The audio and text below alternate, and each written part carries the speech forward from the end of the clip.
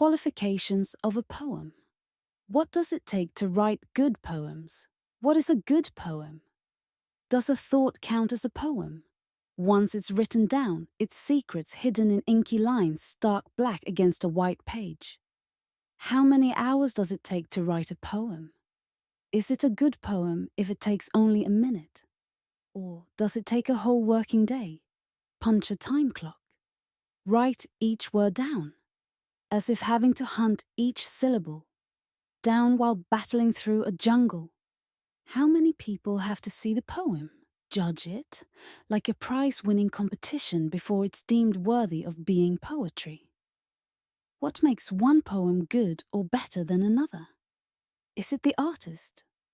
Or is it the effect to capture the feeling through words so the reader can understand? Is there a judge of poetry somewhere, reading all the poems, deciding this one passes the test while all the other poems fall to their deaths? The poem should paint a picture, drawing out the pain and sorrow, not on a canvas, but in the reader's mind. Should the reader come away from the poem feeling empty or feeling hopeful? Can a happy poem be a good poem? If it makes the reader smile or belly laugh, does that qualify it?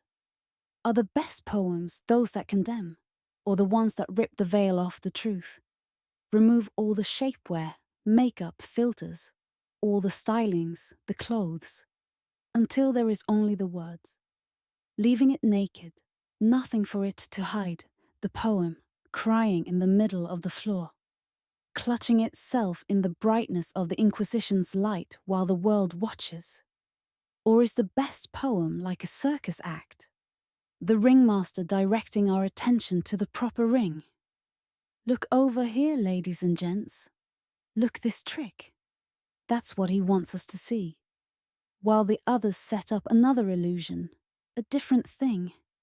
Is writing a good poem like being a stay-at-home mum who doesn't get paid but puts in all the effort?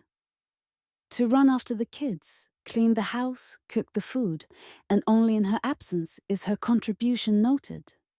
Is a good poem like a soldier marching into battle, but instead of claiming victory over the thing, the noble cause, lies dying where the enemy tore his flesh from his bones? Blood-stained and dirty, wet and alone, thinking that the fight was won, when in reality his death changed nothing. I think that a poem or a song is best when honest, when it tells the truth, not just of the writer but the human condition, the self-doubt that must be overcome, the confidence to even pick up a pen, start inscribing the words, jotting them down so that way that feeling can be shared with humanity, is brave and should be commended.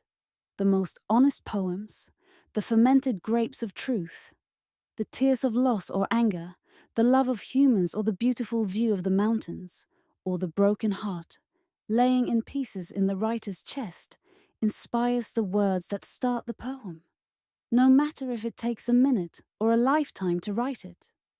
A good poem tells the truth,